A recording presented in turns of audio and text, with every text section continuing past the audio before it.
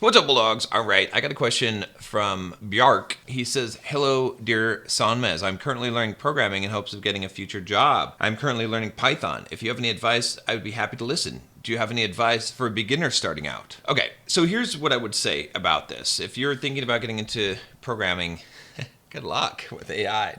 No, seriously, it's fine. You're still going to have programmers, but my theory is that they're going to be high-level programmers, that there's going to be more senior-level positions. Right. So a lot of people got confused by this when I put this out on the Simple Programmer channel and got upset about this, about AI taking over jobs. But it is going to be taking over what junior and mid-level developers are doing now. Now, there's still going to be somewhat junior and mid-level developers. There's still going to be new people, obviously. But those new people are going to have the skill sets of a senior person. What I mean by that is that they're going to have to use leverage. So if we look at the history of programming or software development, what's happened over time is we've had higher levels of abstraction, right? So at first, when computers were first created, invented, where the programming of the computer was at the binary level, the zeros and the ones, you would program in assembly code, which is very low level code. It's machine instructions. It's instructions to the CPU directly. Store this memory address here, retrieve from this memory address, right? So that's the lowest level. Then we had some higher level languages like C that were developed. And those languages, they were compiled. So what that meant was that we would have a language that was written in somewhat more human type of vernacular, and it would get compiled down to assembly. So these instructions would get translated into the assembly, which would do all the stuff at the CPU level.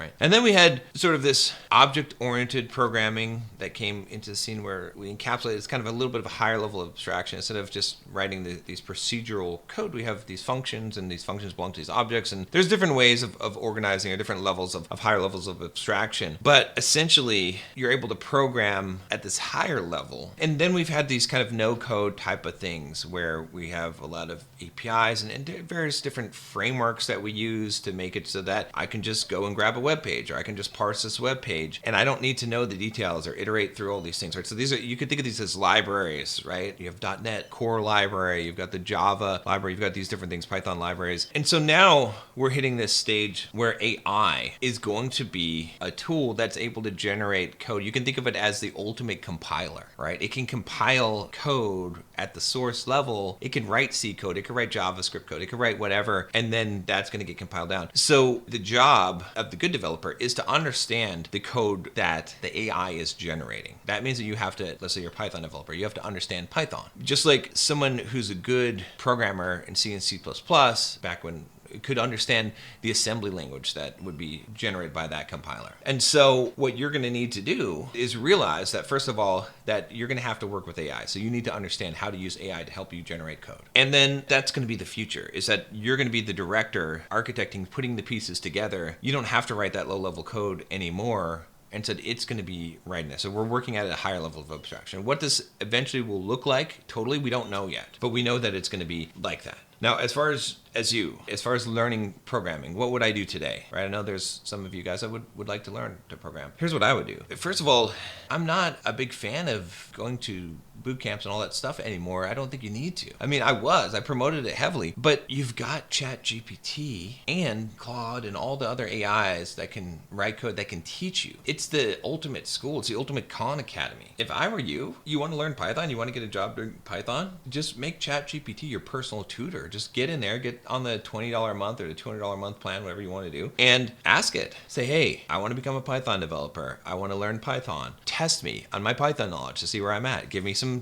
progressively harder challenges. Tell me what I need to learn. Give me lesson plans. I don't know how to do this. Show me how to do this. Give me a challenge that will teach me this particular skill. That's what I would do. And you could literally learn the entire Python programming language and what libraries, and you could put in a job description and say, teach me all the things to be able to get this job, right? And you break it down little by little, and you could teach yourself just from ChatGPT. Because if anything that ChatGPT or one of the AIs can teach you is how to program, because it has all of that knowledge, and it's procedural. It's a yes or no. It's a binary type of thing. You either get it right or not. If it gives you a problem and you can solve that problem, you can write the code to do it. Right? You can learn all these things from that. In fact, I should probably do a video series where I just learn up a whole brand new programming language or technology from scratch, just with ChatGPT just teaching me it, and then I can write a course on it. Seriously, that's what I would do. So if you're starting out, what would I say? One, like I said, use ChatGPT or whatever AI for the learning. Number two, learn to use AI, right? So you need to learn how to use it to write code. You need to learn some of the basics, just to understand how LLMs work. And then you need to be able to use the APIs. I've got a program that I'm putting together to help middle-level developers become senior-level developers, and I'm teaching them how to do the resumes and cover letter and stuff like that. So those things are important, like learning how to apply for jobs, but you're not at that stage yet. You need to learn Python. So, and also get some projects, build some stuff yourself, build an app, put it out there on the web so you can build a portfolio. Right now on your resume, create a company. You can make your own company, call it whatever it is, and make yourself an employee of that company so you can start gaining experience and try to do some little side jobs and stuff like that, or build your app. And that can be your job at this company that you're working at that gives you software development experience. So you've got experience on your resume. That's not a lie. If you want some help with this, with becoming a programmer, that's probably more of a coaching thing. You can email me. But Bulldog Mindset membership, if you haven't checked it out, I'll give it a quick plug. Check out the link below. Great community of men working together to become better. And if you have a question for me, you can always email me at john@bulldogmindset.com, and I'll see you tomorrow.